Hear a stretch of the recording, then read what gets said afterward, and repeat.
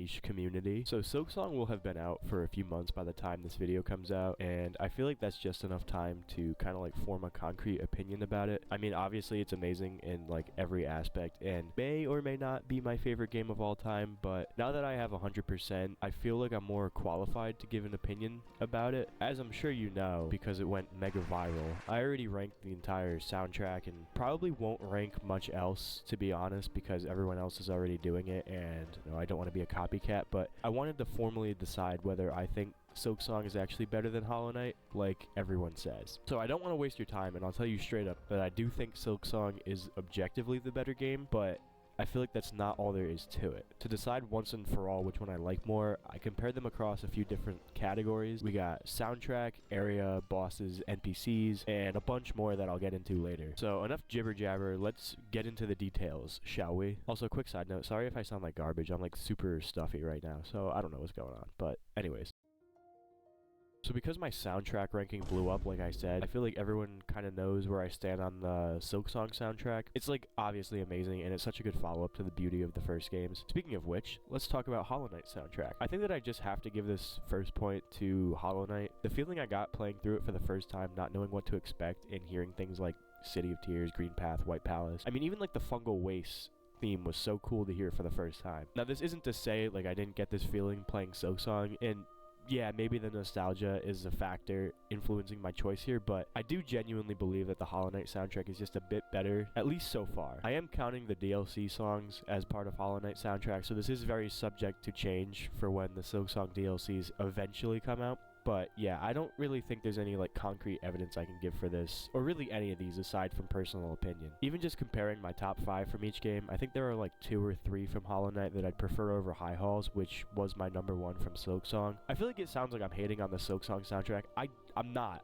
I'm not hating on it, but I'm trying to like justify my decision. But anyway, yeah, that's pretty much all there is to this one. 1 point for Hollow Knight, 0 for Silksong.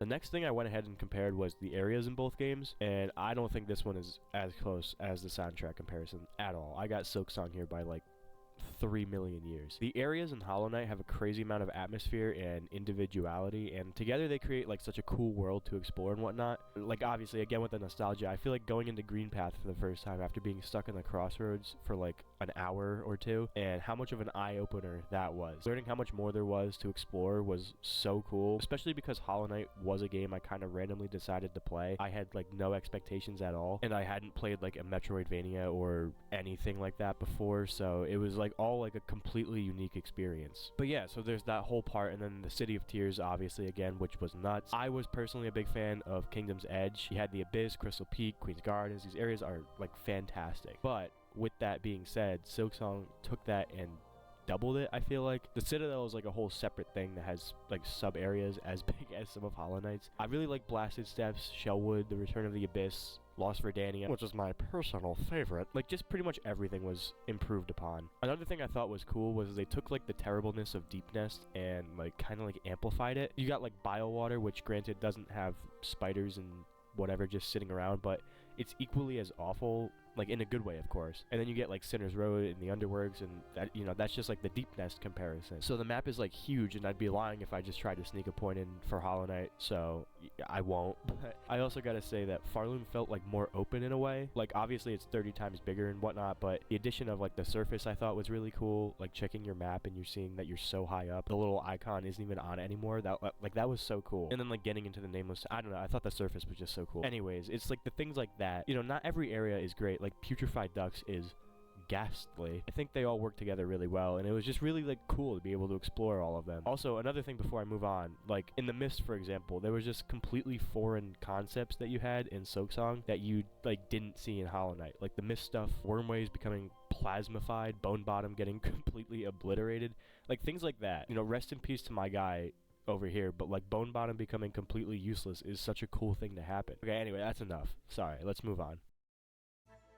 So this is probably the closest comparison so far. Both games have really good bosses, and as of making this video, the number of bosses is almost identical too. So let's break it down. Hollow Knight, you got zingers like NKG, Radiance, Absolute Radiance, Pure Vessel, Mantis Lords. I could go on, and there's a ton of others that people really like. All great bosses, and of course there are some crappy ones, but I think the overwhelming majority of bosses in Hollow Knight are really good by most people's standards. Silksong is similar in that most bosses are really good, at least to me. It has its fair share of standouts. You know, my personal favorites were the Cog Dancers and Carmelita, and obviously there were some pretty bad ones.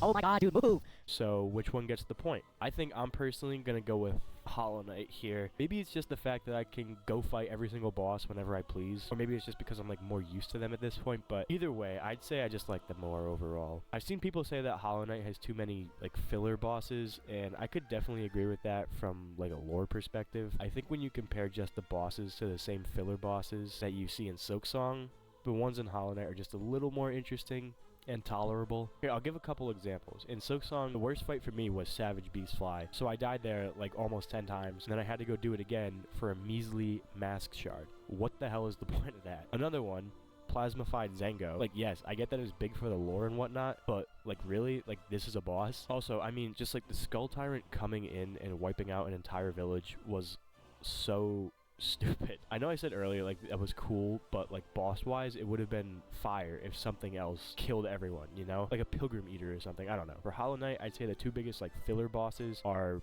Massive Moss Charger and Gruzmother, and yeah, they're obviously two early game bosses, but I think generally as you get farther into Hollow Knight, each boss is more complex and important for the story, so I couldn't really nail down any as filler bosses. Maybe Nosk, but then like I like Nosk more than the guys I named from Silksong. So yeah, I think for those reasons I'm gonna have to give the point to Hollow Knight here. Make it 2-1. Okay, so this is like the last big category we got left, and it's safe to say that this one is pretty one-sided. Silksong just has way too many for me to ever choose Hollow Knight. Sorry, Cornifer. But I mean, when you think of Hollow Knight NPCs, the first that come to mind are like Lem, Cornifer, of course, the Nailsmith, maybe a Zelda, depending who you ask. And these guys are great. I love all of them, but like, come on, there are just so many more in Silksong. And while I don't think Pliny is quite on par with the Nailsmith, the rest are all so good. You got Sherma, Chakra, Flick, Mushka, the Green Prince, like Garmin and Zot. Like, need I say more? They're all so unique, and they add so much to the story in their own ways that I have to give them the point. They all have so much going on. Like, Chakra sells you maps and then duels with you. You know, you go ahead and fight Garmin, like, technically twice. Mushka throws a whole party. It's all so much more fleshed out. I also find it pretty cool that there are so many different towns you can go to, all with different NPCs to talk to and whatnot, like Bone Bottom, Songclave, and I'm drawing a blank on the rest. That might be it, actually. I forget. I don't know. Overall, there's just a lot more, and there's so much more fleshed out than the ones in Hollow Knight for the most part. The point for NPCs goes to Silksong, and just like that, we are tied at 2. So to break this dastardly tie, I've come up with 5 lightning round categories worth 1 point each to settle the debate once and for all. I'll compare tools and charms, grubs and fleas, the true ending, final bosses, cutscenes, and finally, the grand finale, the stag against the Bell Beast. Now you might be thinking, hey, why didn't you compare the lore? That would be such an easy and obvious last category, idiot. And to that, I'd say because I don't fully know the Silksong lore as well as I know the Hollow Knight lore. So, I don't want to make myself sound stupid. I need Mossbag to upload a video. It's been more than enough time. He needs to get his shit. Okay, starting with tools versus charms. I like charms better. I feel like they make me more overpowered, which I like personally. I think tools are cool because you can be super unique with your setup, but charms I think allow you to use all of your skills better. Like you can put Shaman Stone on and strength and boom, you get a spell and a nail build. Okay, that's bad reasoning, but like, I don't know. I just like charms better, I think. So 1 point for Hollow Knight. Okay, grubs versus fleas. This one hurts because I've previously defended the grubs, and I said that they were better, but I think the fleas actually are. Festival of the Flea is like the only reason though. Granted, you know, it's a big reason, but if there were a Festival of the Grub, I'd choose them, I promise. But yeah, it's gotta go to the fleas. 1-1, we're tied again. I honestly think that the Radiance was a little better than Lost Lace. I think story-wise, you are fighting the Big Kahuna, which you fight in Silksong, although not in the true ending. And I think Lost Lace is fun and cool and awesome, but the Radiance has my heart, unfortunately. So yeah, 2-1 Hollow Knight. Okay, I just needed another category because I couldn't have another tie. So here are cutscenes. Yeah, it's Silksong. There's like a trillion, and Hollow Knight has like 3. Okay, moving on. Okay, this is the last category, and it all comes down to this. We were tied at 2-2, and then we went 2-2 again in the lightning round. So this is the end of the road. The old stag is the GOAT. He gets me from here to there, and I'm very appreciative of that. His lore is really cool, and finding the stag nest was so cool, and his name changing from the last, it was just all so cool, and there's so much story about him, and it's just like everything about him is fire, amazing, and awesome. Let's now talk about the Bell Beast. She's so good. I love her so much. Yeah, I'm sure you can tell, but Silksong's gonna win here. The Bell Beast is awesome. I love her design, and all the stuff she does in Act 3 is so cool. Like, she totally obliterates this reason, and then her kids show up, like, hello? Yeah, I have so much I could say about the Bell Beast, but I won't, because I'm sure we got places to be, so let's wrap this up.